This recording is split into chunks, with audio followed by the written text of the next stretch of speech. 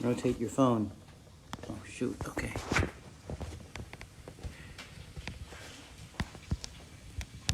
There.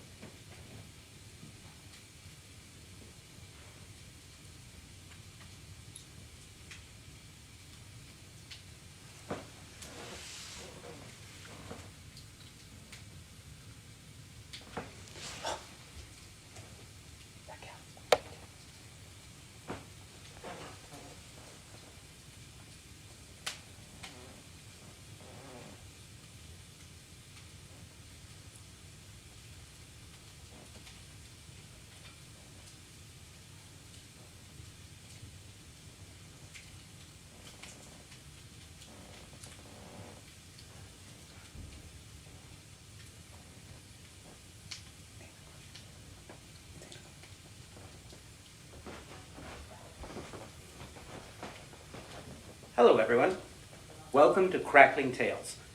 We're going to tell a story tonight to make everybody feel a little bit better about being housebound. When I said I was going to do this, my friend Beth said, I demand that you wear a smoking jacket. I do not have a smoking jacket. I do have a cardigan.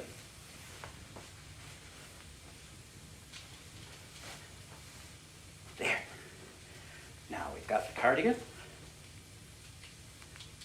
Put that. There. The book is right there. The fire is crackling. Sit down. Now, let me find my note card, because I don't want to miss anything. I did this because it's important to me that we remember that there's a difference between social distancing and social isolation. Find ways to connect with people. That's what all of this technology is for. It's finally doing something good and useful. Tonight, we're going to be reading a story called Moonface by American author Jack London. I found this in a book called Masterpieces of Terror and the Supernatural. It was published by Doubleday and Company of Garden City, New York in 1982. It's a collection of short stories, and they were all selected by an editor named Marvin Kay, who does a terrific job. There are lots of different books like this, all corrected by Marvin Kay, and if you can find them, you should definitely buy them. Marvin does a terrific job. The stories are always excellent, and if you are going to buy one, you should buy it from your local independent bookseller, and in fact, that may be the only place you can find them, because it's a little bit long out of print. That's where I found mine, but it's definitely worth hunting for. Is everybody ready? You've got your snacks, you've got your slippers. We'll settle in, the fire is crackling, and we'll enjoy Moonface by Jack London. I'll tell you a little bit about Jack London to start, first of all. He was born in San Francisco in 1876, and he had a life which must be an inspiration to any member of the gig economy, because he was a rancher, a pirate, a vagrant, a sailor. He wrote many, many tales which you all know of, novels of high adventure before his death in 1916, like The Sea Wolf, The Call of the Wild, and the classic short story, To Build a Fire. Moonface, which appeared in volume form for the first time in 1906, is a kind of rustic version of Edgar Allan Poe. Moonface by Jack London. John Claverhouse was a moon-faced man. You know the kind. Cheekbones wide apart, chin and forehead melting into the cheeks to complete the perfect round, and the nose broad and pudgy, equidistant from the circumference, flattened against the very center of the face like a dough ball on the ceiling. Perhaps that's why I hated him, for truly he had become an offense to my eyes, and I believed the earth to be cumbered with his presence. Perhaps my mother may have been superstitious of the moon, and looked upon it over the wrong shoulder at the wrong time. Be that as it may, I hated John Claverhouse. Not that he had done me what society would consider a wrong or an ill turn. Far from it. The evil was of deeper, subtler sort, so elusive, so intangible as to defy clear, definite analysis in words. We all experience such things at some period in our lives. For the first time we see a certain individual, one who the very instant before we did not even dream existed, and yet at the first moment of meeting we say, I do not like that man. Why do we not like him? We do not know why. What we know is only that we do not. We have taken a dislike, that is all. And so I, with John Claverhouse. What right had such a man to be happy? Yet he was an optimist. He was always gleeful and laughing. All things were always all right. Curse him! How it grated on my soul that he should be so happy. Other men could laugh, and it did not bother me. I even used to laugh myself before I met John Claverhouse. But his laugh, it irritated me, maddened me, as nothing else under the sun could irritate or madden me. It haunted me, gripped hold of me, and would not let me go. It was a huge, gargantuan laugh. Waking or sleeping, it was always with me, whirring and jarring across my heartstrings like an enormous rasp. At break of day, it came whooping across the fields to spoil my pleasant morning. Under the aching noonday glare, when the green things drooped and the birds withdrew to the depths of the forest and all nature drowsed, his great ha-ha and ho-ho rose up to the sky and challenged the sun. And at black midnight, from the lonely crossroads where he turned from town into his own place, came his plaguey cachinations to rouse me from my sleep and make me writhe and clench my nails into my palms. I went forth privily in the night-time and turned his cattle into the fields, and in the morning heard his whooping laugh as he drove them out again. It is nothing, he said. The poor dumb beasties are not to be blamed for straying into fattier pastures. He had a dog called Mars, a big, splendid brute, part deerhound and part bloodhound, and resembling both. Mars was a great delight to him, and they were always together, but I bided my time. And one day, when opportunity was ripe, lured the animal away, and settled for him with strychnine and beefsteak. It made positively no impression on John Claverhouse. His laugh was as hearty and frequent as ever, and his face as much like the full moon as it had always been. Then I set fire to his haystacks and his barn. But the next morning, being Sunday, he went forth, bright and cheerful. Where are you going? I asked him as he went by the crossroads. Trout, he said, and his face beamed like the full moon. I just dote on trout. Was there ever such an impossible man? His whole harvest had gone up in the haystacks in the barn. It was uninsured, I knew, and yet, in the face of famine and the rigorous winter to come, he went out gaily in quest of a mess of trout, forsooth, because he doted on them. Had gloom but rested, no matter how lightly, on his brow, or had his bovine countenance grown long and serious and a little less like the moon, or had he removed that smile but once from his face, I am sure I could have forgiven him for existing. But no, he grew only more cheerful under misfortune. I insulted him. He looked at me in slow and smiling surprise. I fight you? Why? He asked slowly, and then he laughed. You are so funny.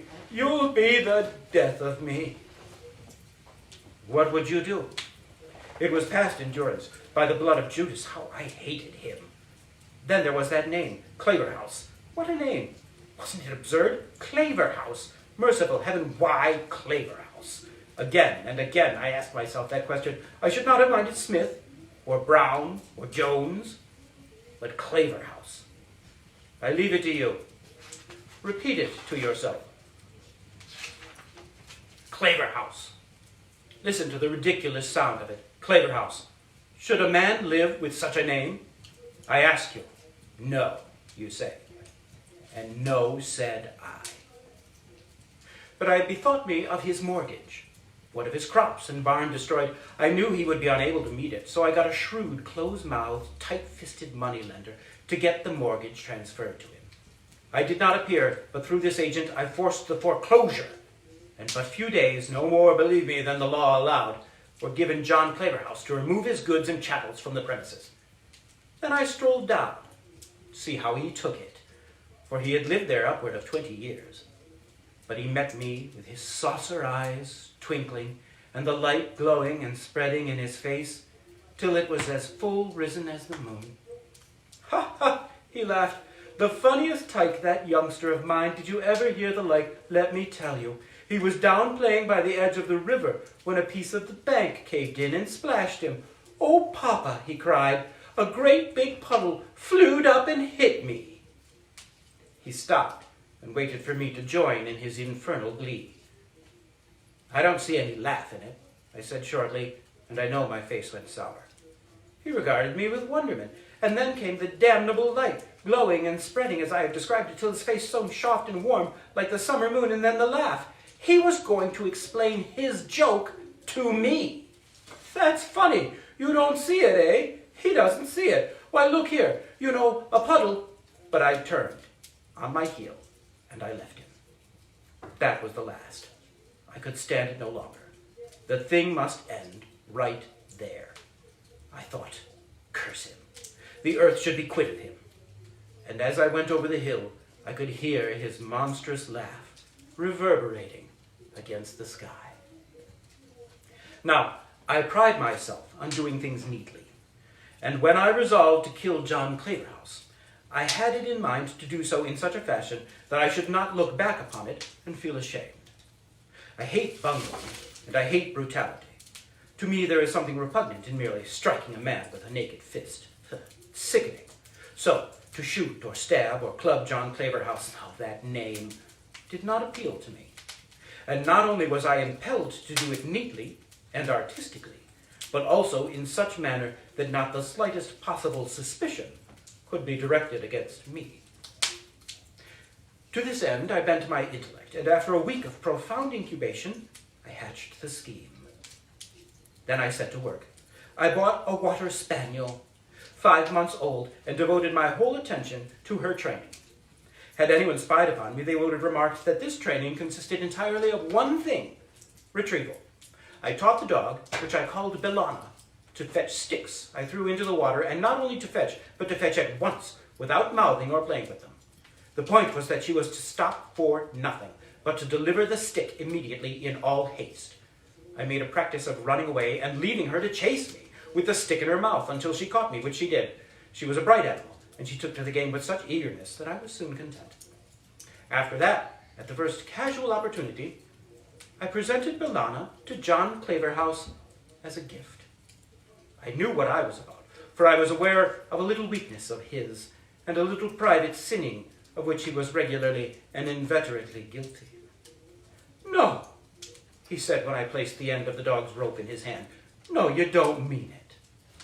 And his mouth opened wide, and he grinned all over his damnable moon face. I kind of thought somehow you didn't like me," he explained.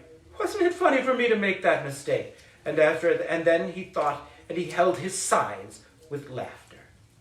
"What is her name?" he managed to ask between paroxysms. "Bellana," I said. "Huh," he tittered. "What a funny name." I gritted my teeth, for his mirth put them on edge, and snapped out between them, "She was the wife of Mars, you know."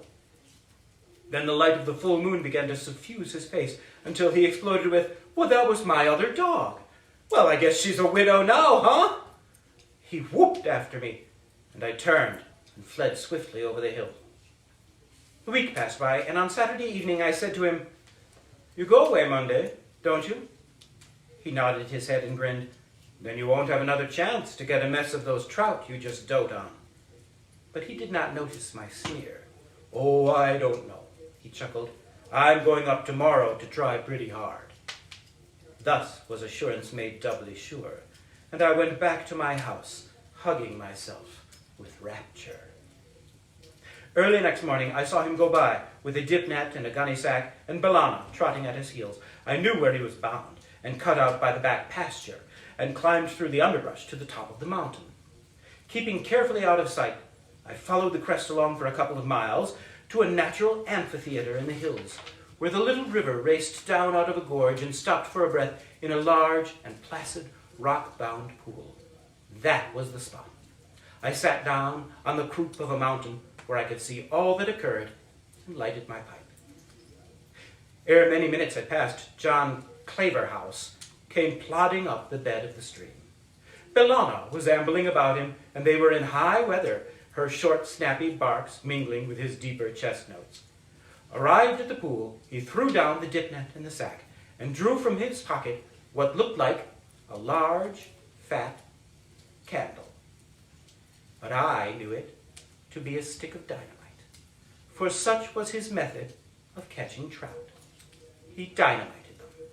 He attached the fuse by wrapping the stick tightly in a piece of cotton, and then he ignited the fuse and tossed the explosive into the pool.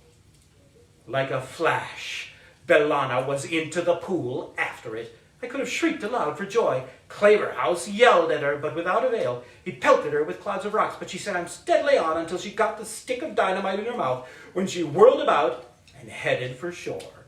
Then, for the first time, he realized his danger and started to run. As foreseen and planned by me, she made the bank and took out after him. Oh, I tell you, it was great. As I have said, the pool lay in a sort of an amphitheater. Above and below, the stream could be crossed on stepping stones, and around, up and down, and across the stones raced Claverhouse and Bellana.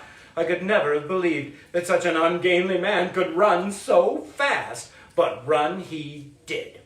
Bellana hot-footed after him and gaining, and then, just as she caught up, he in full stride and she leaping, with her nose at his knee, there was a sudden flash, a burst of smoke, and a terrible detonation, and where man and dog had been the instant before, there was not to be seen but a big hole in the ground. Death from accident while engaged in illegal fishing. That was the verdict of the coroner's jury, and that is why I pride myself on the neat and artistic way in which I finished off John Claverhouse. There was no bungling, no brutality, nothing of which to be ashamed in the whole transaction, as I am sure you will agree. No more does his infernal laugh go echoing among the hills, and no more does his fat moon face rise up to vex me. My days are peaceful now, and my night's sleep is deep. And that is the end of the story. I hope that you liked it. Please take a moment to spend some time this week with some people you like. Do it virtually, but as always, be kind, be well, and keep in touch. Good night.